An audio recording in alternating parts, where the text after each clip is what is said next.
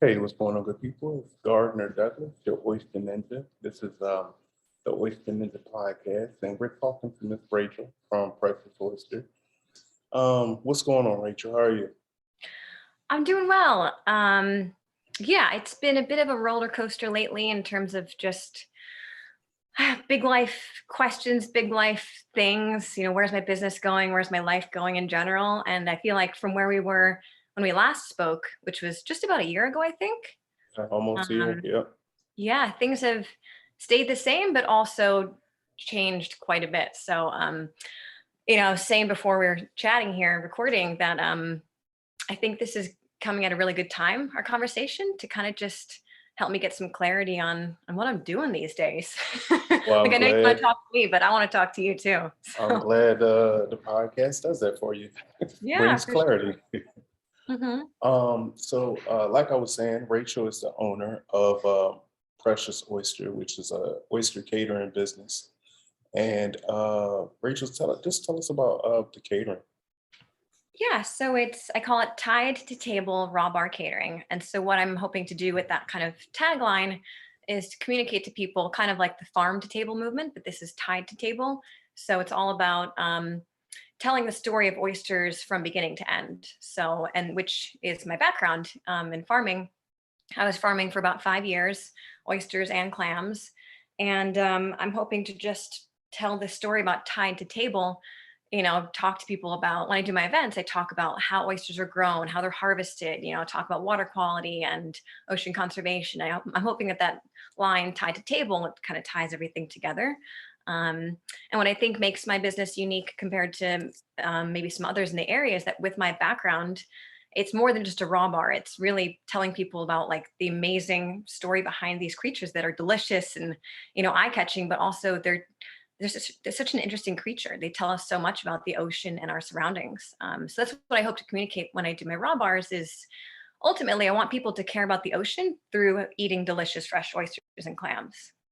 Yeah, that's so huge. Having that knowledge behind, just a oyster shucker or getting that job done. And I really feel that's gonna, push you ahead compared to other oyster catering companies because a lot of times they're great shuckers, but they don't really know the backstory of what's going on at oyster farms, how oysters are grown, and all of that good stuff. So Mhm. for the average person who comes up to you and they want some delicious oysters, um, how are oysters grown? Or what's one way? Because there's so many different ways oysters can be grown. So what would you tell a customer or a person coming up about ready to indulge? So the first thing I tell people is I'm not an expert at all. I'm an enthusiast. I'm an oyster enthusiast. I've been doing this for a while, but I'm actually still learning stuff almost every day about oysters themselves, but also like shucking, for example. So I've been shucking one way for years, but this past winter I started working at a restaurant, kind of just for some side work, and the chef there showed me how he shucks, and I'm like, all right, let me try that out, and I loved it. Like so, I always shuck in my hand. Obviously, I know how to shuck on a table, but I just never do it really. But I watched his technique, and I kind of like monkey see, monkey do. I copied what he did, and I was like, oh, this kind of works. And so that was I've learned a whole new way of shucking and I've learned about so many different kinds of oysters just in the past few months. And so I always tell them, I'm not an expert, I'm an enthusiast. Um, so from there, I tell people, if they want, you ask, like, if people ask me about how they're grown, then I say to them, well, how much time do you have? Because how much time do you have? Like, pull up a chair, let's talk Right, for a right. while. There's just so many. I mean, I tell people basically it's bottom culture and off bottom culture, right? We start there. And then as I'm talking to them, I actually show them, like, for example, I usually use Norwalk blue points, typically at Cops Island, and they do bottom culture. And so I'll show them, hold up the oyster and say, like, see how thick and sturdy the shell is, and it like tells the story of the ocean in its shell. Like there's little things stuck to it. There's algae and stuff. And then if I have a different variety with me, like an off bottom cultured one, then I'll say, see the shell here. It looks a little different. It's a little more delicate. And so it's really visual and engaging and educational as I'm talking. So yeah, I start basically with telling people, okay, there's two kinds of farming. But then within that, bottom culture, off bottom, within that, they can blend as many different ways as you want. You could start on the bottom, then do off bottom. You can start in trays and bags and switch to, I tell them that every farmer has their own way of doing things. And that's what makes this industry so amazing, is that every oyster is different. People say, are these blue points? And I'm like, it's such a broad term these days, blue points. Because with blue points, they're, like I'm saying, raised in so many different ways. Each blue point is actually pretty different. Can we talk about the legend behind Blue Point? Like, that's Yeah. one of the most controversial, I think, oyster topics is it's just like blue points. Like, every oyster eater knows oysters, right? They know, or they think they know oysters. And the first thing they ask is, are these blue points? And like, even when I'm doing like events, it's kind of sometimes irritating when people ask for blue points, because they want blue points, but they don't really understand that it's, like you said, it's broad.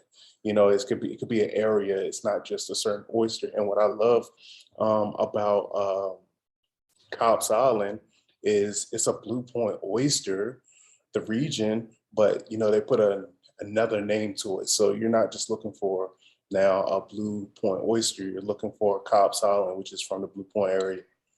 Mm-hmm. Yeah, well, I'm surprised people, because you're down in the DC area, right? I'm down in DC, but everywhere, like whether it's South, West Coast, everybody knows and love Blue Point oysters. Funny. So I tell people, from what I've heard and read, I'm sure everybody's got their own spin on it, but from what I've heard is there was one original farm in the town or city of Blue Point, Long Island, I believe. Mm-hmm. And they created such beautiful oysters that other farmers at the time started calling theirs blue points. So then Blue Point kind of became this generic term for oysters from that area. So what I tell people nowadays is, like, yes, these are technically blue points. I tell people, because they ask me, are these blue points? And I say, yes, they're blue points, but that's a pretty generic term. And I say within blue points, there can be such a variety, because, for example, I can have a Norwalk blue point and a Mystic blue point, and they're both from Connecticut. They're both blue points, but based on, the water flow, the salinity, the algae, where in the water column they're being grown, how they're being handled, how they're being harvested and given to you. These all can influence the oyster, the flavor profile, the look, the whole experience, right? So what I do is I tell people these are blue points, but they're specifically, and then fill in the blank, specifically Cobb's Island, specifically Stella Mar, specifically Stratford, whatever. And so I'm trying to help people to get away from that term of blue points by encouraging them to refer to the actual farm that they're from and the actual variety. And I also tell people, in our industry, we have, like, wine has terroir, well, we have merroir. So, the ocean, the substrate, the water flow, all these different things influence oysters just in the same way that all those different factors influence grapes and wine. So we have merroir, which I think us industry folks talk about all the time. Thank you so much for putting the work in. Oh my God. Um, Only because, like, even when I was doing this event a couple weeks ago, and that's the first question that everybody asks: are these blue points? And I don't even think I was shucking Connecticut or anything. I think it was actually West Coast oyster I was shucking, but just breaking it down, to them. I still give them a little educational piece, and like you say, it sets us apart from, like, the average oyster shuck or the average raw bar experience. So starting like your raw bar catering type thing, what was the inspiration behind that? So it's funny we're talking about this, because I'm applying for a grant right now, and they want to know the story of my company. And so I was just writing about this last night, about how this all started. And it was just, I can remember the specific day and where I was, and I was back in 2016 was my first oyster job. I was out on the boat one day. It was like, sun was coming up, the boat was rocking. I'd had too many beers the night before, and I'm just like, what am I doing? Where am I? What am I? Because I had just I moved out of New York City, where I was doing wedding planning and construction and all these random jobs, and then found myself working on an oyster boat. But I'm sitting there, sun's coming up, thinking about my life. And then my boss hands me this oyster that he just pulled out of the water. And he hands me this funny looking tool. And I'm like, what is this? He's like, that's a shucking knife. I'm like, what the hell is a shucking knife? And he showed me how to open an oyster that we had just pulled out of the water. And I ate it. And it was just such a cool experience that I thought to myself, it would be so great if I could someday do this for other people and share my story about oyster farming and what a cool little industry this is. That was 2016, like I said. And then I spent the next couple of years just working on different farms and just being deeply, deeply entrenched in the industry.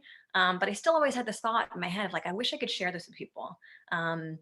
And then I just got better at shucking just kind of for fun at home with me and my friends. And then somebody asked me one day, I was at a farmer's market and they're like, hey, we're looking for an oyster shucker for a party we're having. And I'm like, well, I can shuck oysters and I have oysters and I used to be a wedding planner, so I know how to throw a party. So I kind of just bluffed. I was like, yeah, I could do that for sure. Yeah. When and where I'll be there. And Right. then, and then, I get there with my oysters, my ice and my table and I had no plates. I had forgotten plates. And I'm like, Mom, can you help? She came down and gave me plates and the event was a hit. It was great. It was only like 25 people, but they were so excited to have me there and telling my stories about being on the farm and all that. And then it just kind of grew from there. How has I got two questions. Um, how has a wedding planner helped to elevate your oyster catering? And well, I'll get to the next one. I'll let you answer that. Yeah, well, it's something I talk about a lot. The guy who taught me how to shuck, his name is Steve the Shucker. I've known him for years. I have no idea what his last name is. He's just Steve the Shucker. And everybody in this industry is either a Bob, Steve, or John. So he's just Steve the Shucker. But he taught me when I was learning how to shuck, he said, food meets your eyes before your belly, and it's all about presentation. And so that kind of brought me back to my experience with wedding planning, where it's all about are things clean and eye catching and engaging? And does your table, does your area draw people to you, or do they not even notice you, or do they look at you and they're like, ooh? Because you got to, especially with raw seafood, you got to keep things very, pleasing to the eye. Because people are a little like, oh, I don't know about this. So yeah, and also with wedding planning, like knowing how to write a contract, knowing how to do invoices, proposals, following up, like the kind of nitty gritty behind the scenes admin stuff, which is something that I'm doing today. We were texting before and I was like, oh, it's a computer day. I miss the days of being out on the farm 24/7, but nowadays I get to do my fun events, but it comes with the cost of having a day or two of having to sit at my computer, answer Right. people that I forgot to respond to, Yep. fix invoices that I missed, like a comma or a period, which changes a Hmm. number from one thing to another number. Right. So yeah, the wedding planning stuff definitely helps a lot with the back end, but also with the front end of just like knowing how to throw a nice event, you know? So if you could give, let's say, 3 to 5 tips of the perfect oyster party, what do you need? Ooh, the perfect oyster party. Keep things as clean as possible at all times. And I know it's hard because shucking is messy, but I try to keep my actual shucking area contained, like, and out of sight. Like I have my ice box and the shucked oysters in front of me, and I'll shuck kind of behind it. So obviously you want people to see you working, but you don't want them to see like the oyster juices everywhere and the shell bits and stuff like that. So keeping things clean. Have a couple talking points. Like I've done hundreds of events by this point, and people tend to have the same questions. So just start to notice what people ask you. And there's some things that hit home, some things that don't hit home. Like with my background in farming and my experience definitely helps me a lot, and people are super interested in what I have to say. But sometimes I get kind of like too technical. So people, you can see that they're interested, but they don't really know what you're talking about. And they're like, Right. nice. Right. Well, thank you. Yeah. Keep it So, moving. yeah, know your audience, I think, is a big thing. Yeah. Have a couple talking points. And what else?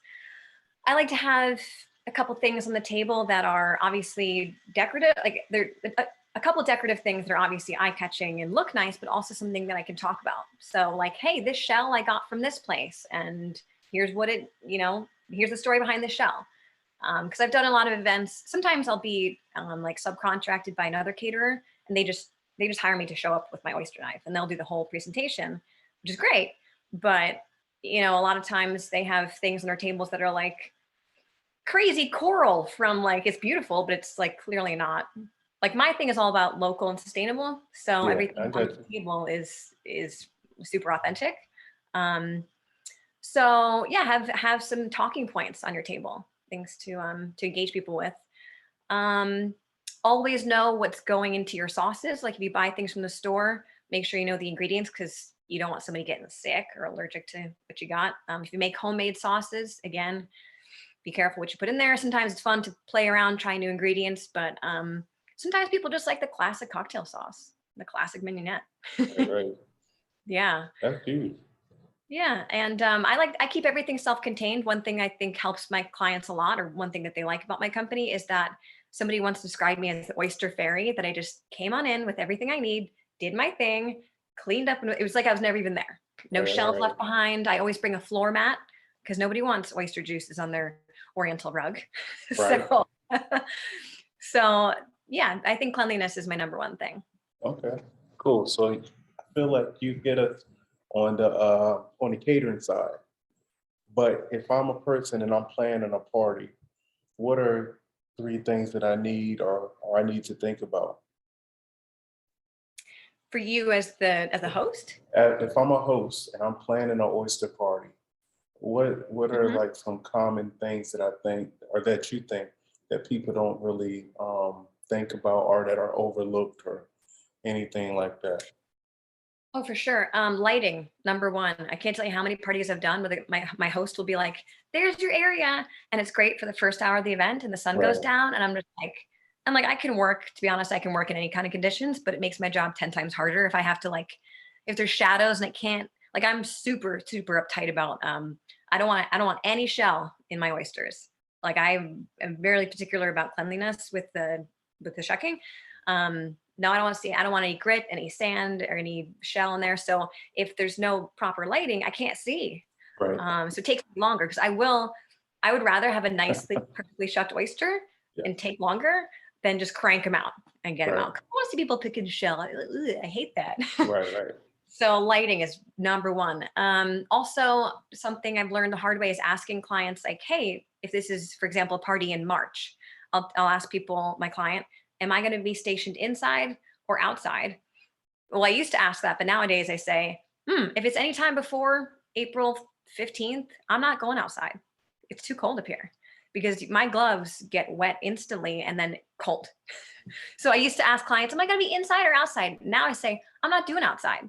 It's too cold. Either you give me a heat lamp or I'm going to be inside somewhere. I think you're a boss now. What's that? You're a boss.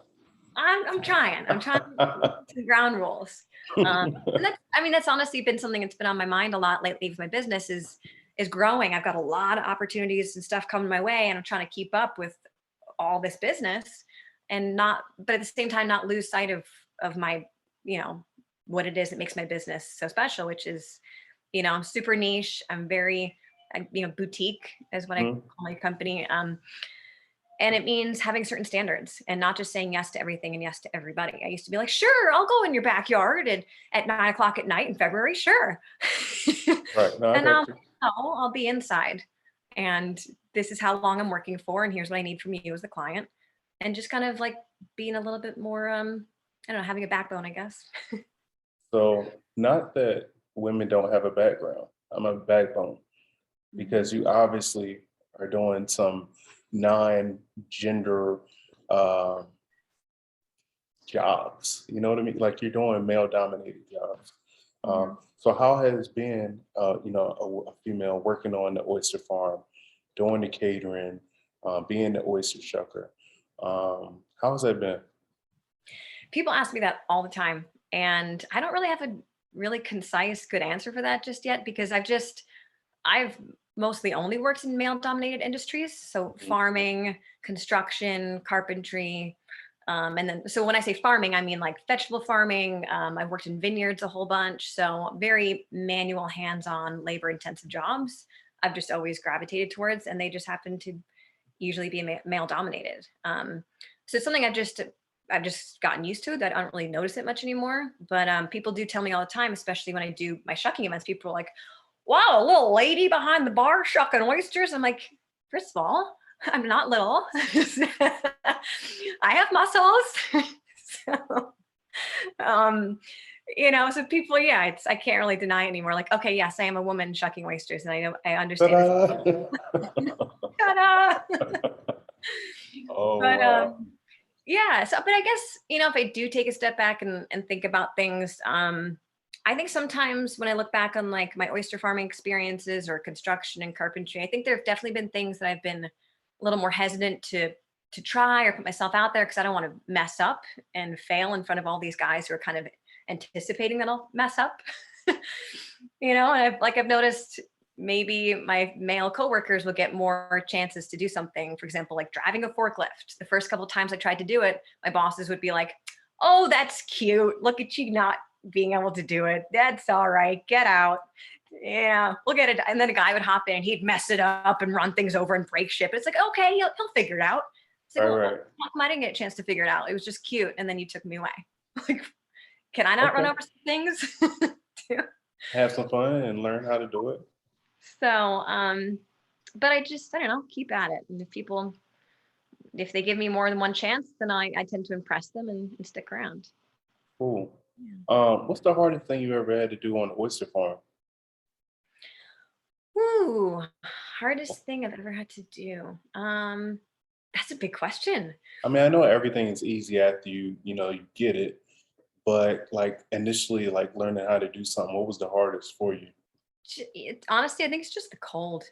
I don't do Mm, well in the cold. And when I think back to some of the days on the farms, like being out in the boats, and they would go out unless it's like super high winds, rain, snow, doesn't matter. The boats go out. And I just remember one day wearing like 3 pairs of gloves, 10 pairs of pants and sweatshirts and being out there, and my fingers were just stiff. I couldn't move them. And I was just, I think just dealing with the cold has been my biggest struggle, to be honest. um, Other than that, I mean, things like not having bathrooms on boats is sometimes a struggle. okay, You all right, know? fair. Yeah, I think, and just also just learning to find my, be confident and find my own voice in times. And I'm often hesitant to ask for help when I need it because I don't want to look like just the weak little girl, you know. Right. So I'll definitely push myself too hard sometimes where I could just ask for help. So that's been a struggle of like learning to say, "Hey, yeah, I do need help carrying that. That's really heavy. I'm kind of little." So A little bit. yeah. Mhm. So finding your voice, as you just said. You just had an article published, is that correct?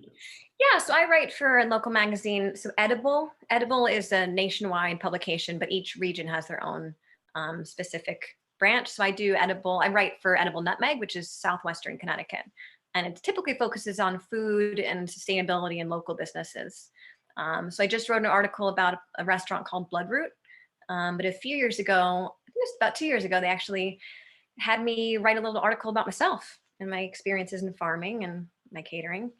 But yeah, I love writing. It's something that I could turn into a career, but it's a really competitive world, the writing world. So I just kind of do it for fun. Okay, that's cool. Um, so as far as writing, like how do you find I want to say inspiration, or do you just wait for them to come to you, say, hey, we want you to talk about this, that? It's kind of both. So I'm pretty good friends with the editor now of that publication, and he sometimes says, "Hey, Rach, we've got this topic we'd love for you to cover." Other times he says, "Hey, we'd love to have you in the next issue. Do you have any ideas?" And I'll pitch some stuff. And sometimes it's all garbage, and he's like, "No, I don't like any of that. Let's try something new." But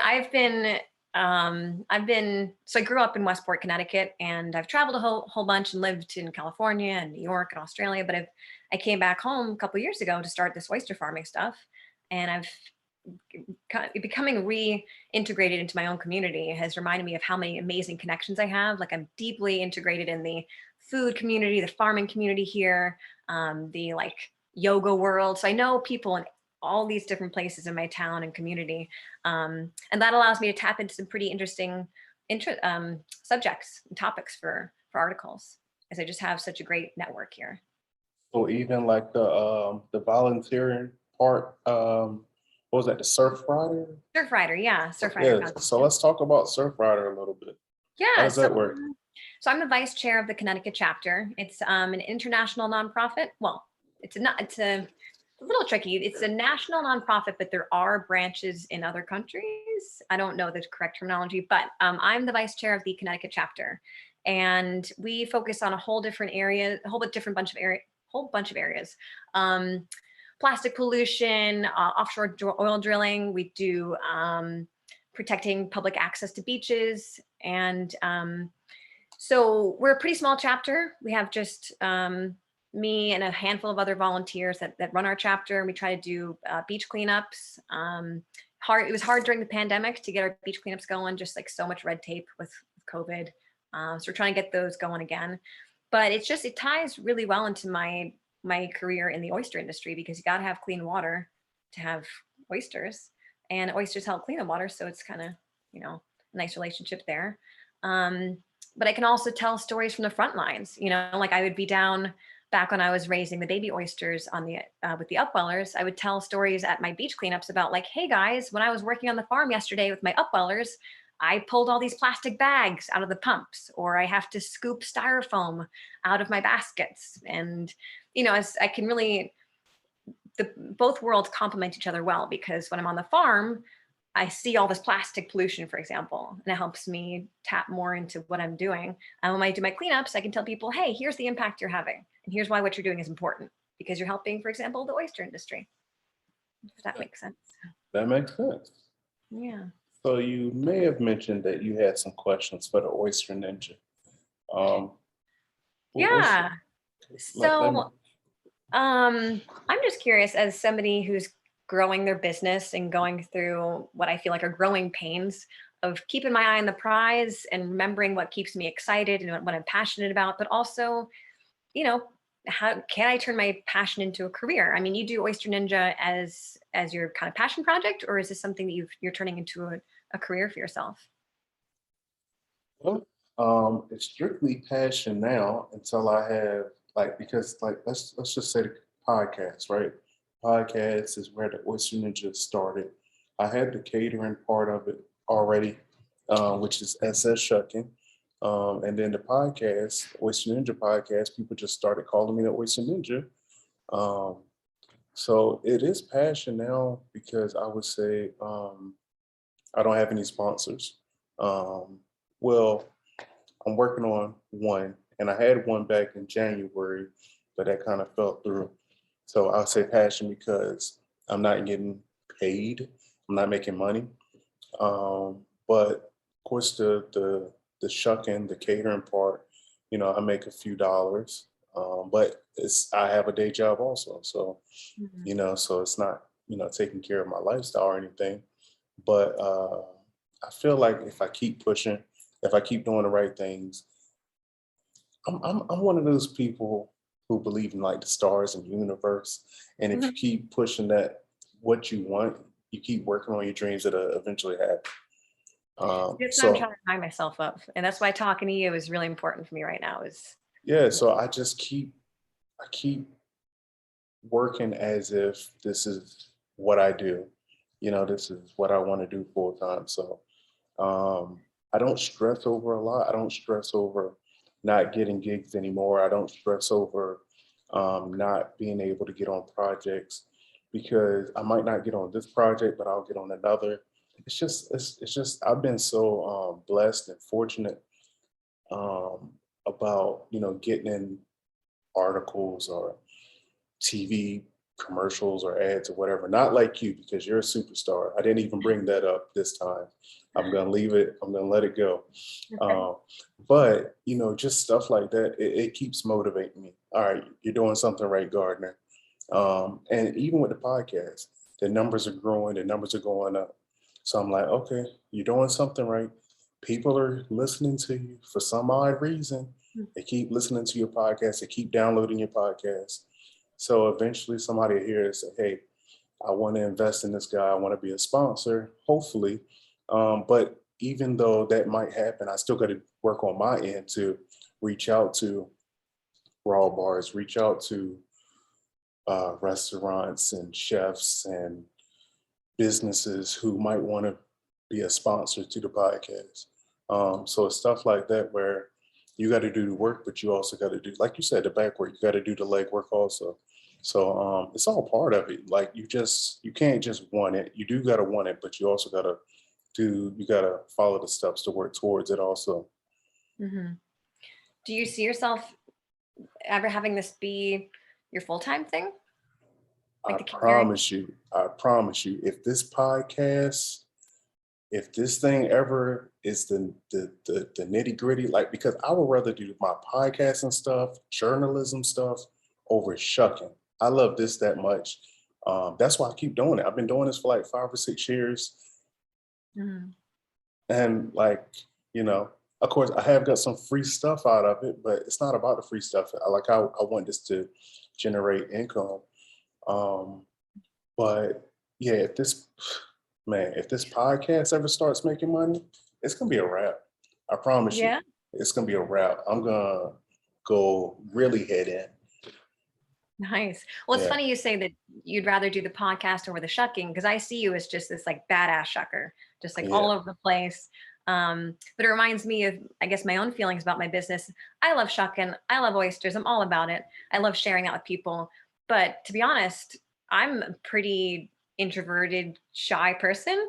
And I can do my events for like 2, 3 hours and put on a show and like be really excitable and energetic and into it, but I need time after to recover. I got to go back yeah, into my little hole, yeah. It's not talk to draining. people. It takes, while I love doing it, it takes so much out of me.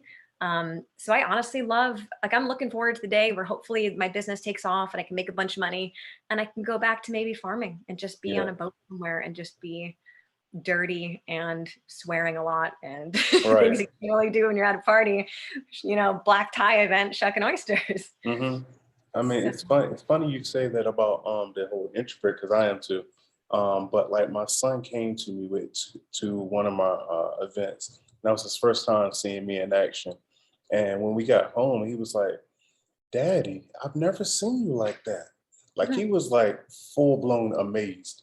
He didn't say anything until we got home, but he was like, "I've never. You had energy, and you were talking and laughing, and dot dot dot." And I'm like, it made me feel bad. I mean, it made me feel good because he's seen that, but it made me feel bad because I'm like, man, I'm not giving him, my all. But I told him, I kind of tried to explain to him, like, it's like I'm putting on a show. Like people, they hire me um, to share an experience, mhm. So I'm glad that experience. He saw the experience, but that's not me, you Yeah. know. It's funny. It's something you mentioned about your part of this experience. Going back to an earlier question, you're talking about like what are some of the challenges or hard things. One thing is just kind of, there is, at least for me personally, kind of an emotional aspect to the catering in the sense that every weekend I'm part of somebody's big life moment. And it's on the one hand, it's like I feel honored that somebody is like, hey, will you be part of our experience with us? But I'm also like, wow, every weekend I'm watching people like baby showers, engagements, weddings, all these big life things. And it definitely makes me have this kind of like, I don't know, these moments of like, what do I do with my life? Where am I going? Yeah, Like, I'm yeah, not married, I don't have a house, I'm not celebrating any babies or anything. I'm just like, right. my baby is my business. Yeah, And so it's something that I love about my job is that I'm invited to these really intimate personal experiences, but it's also mhm, challenging sometimes of like, okay, here's another wedding. Okay, here's another XYZ, you yeah. know. I would definitely say, in this last, I would say since COVID, the whole trucking thing has made me put life and family in perspective. Like that's why I was saying, like, the old me would get upset, down, whatever, if I wasn't part of an oyster event because I'm that oyster guy, Hmm. like anything oyster I want to be part of. But Yeah, like now I'm like, you know what? I get to stay home with my family. That's what's really important. there you go. It's not important that, I'm part of this event or that the Oyster Ninja is featured or whatever. Like family. Like they only have me, um, you know, for certain amount. I'm talking about my kids. You know, they only had me for a certain amount of time. So as much time I can invest in them, just as much as I invest in my business, you know, it's also important to invest in them. Mhm. So I would definitely, for you, say, reflect on what's important, Mhm. reflect on what you want to grow, not just your business, relationships, and take your time.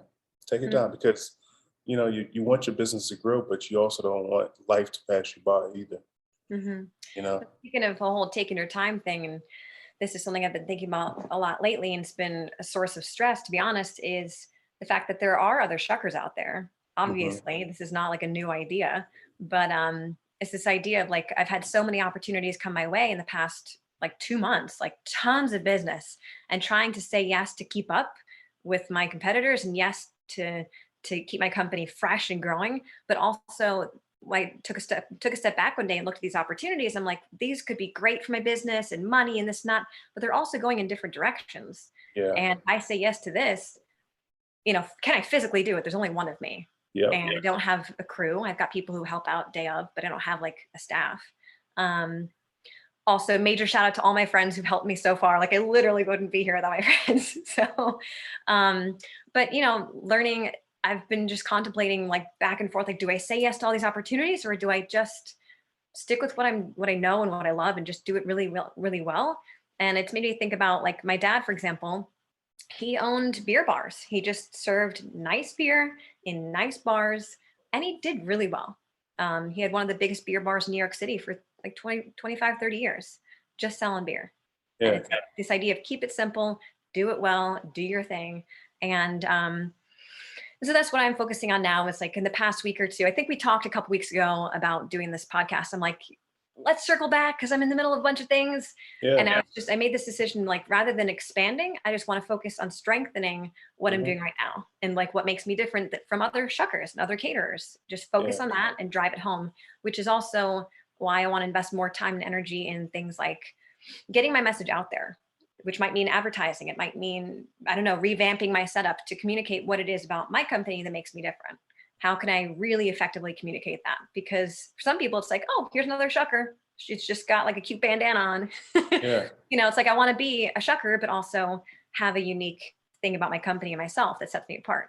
And so that's what I'm focusing on these days, just strengthening that rather than expanding and saying yes to all this money and yes to all these people and all these opportunities. Just like you could Good. say thank you and but still focus, Exactly. And you know, one thing that I've learned is I'm not gonna hold you, but money, like I've had that same dilemma, where do I take the money just because I can do it, or is this gonna help me grow? Is this job sending me in a direction that I want to go? You know? right. Yeah. It's especially in, I hate to say, but in today's economy, but really in Hmm. today's economy, like, can I afford to be saying no to money? Right.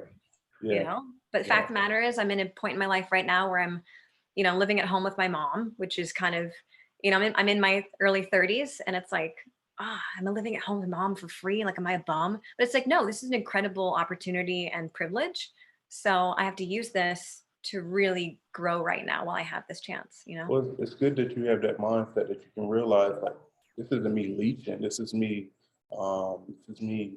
being able to put a foundation on something that I'm growing. And without that stable foundation, it doesn't matter how much money you make because if you don't have a stable foundation, it's gonna fall anyway. So Yeah. you're getting the groundwork in. I'm proud of you. I Hey, love your Instagram. I'm so glad that you took time to come out on the podcast. Um, and you're right just back in at you. some positive things, positive circles. I love it. And I love it for our oyster culture. I love it for our oyster community that we're both part of. And where can the people find you on social media? How can they reach out to you for their oyster catering needs? What area are you servicing? Don't come in DC because I don't want no problems, okay? I would only come to DC to see you. Okay. That's it. I promise. I'm on all the socials: Facebook, Precious Oysters; Instagram, Precious Oysters; PreciousOysters.com. I'm gonna make some T-shirts pretty soon. People keep saying TikTok, but I'm like, leave it to the kids. So we'll see. Maybe that's coming up soon. But yeah, and I'll just be shucking. I mostly do Fairfield County, Connecticut, sometimes New York, New Jersey. Um, Basically, if there's people who want oysters, I try to help them out. And if I can't do it myself, then I have plenty of oyster friends all over the country that I can connect them with. Cool. And I'm gonna put you on the spot real quick. Let's say this is your infomercial for Uh-oh. Precious Oysters. Go ahead and sell yourself. This is your elevator pitch. Oh no, elevator pitch. Absolutely. Okay, I'm Rachel Precious, owner and founder of Precious Oysters, local and sustainable tied to table raw bar catering service. I'm excited to shuck for you some beautiful, fresh local oysters. That was horrible, Rachel. That's horrible. I'm sorry. I'm not gonna be nice. That's joking. This joking. That's Like, perfect. oh no. I mean, I clapped in the middle. I think it maybe messed up my audio, but All right. Well, I appreciate you. Okay. And yeah, you do. see you soon, hopefully. Of course. All right, I'll talk to you soon. Thanks for having me.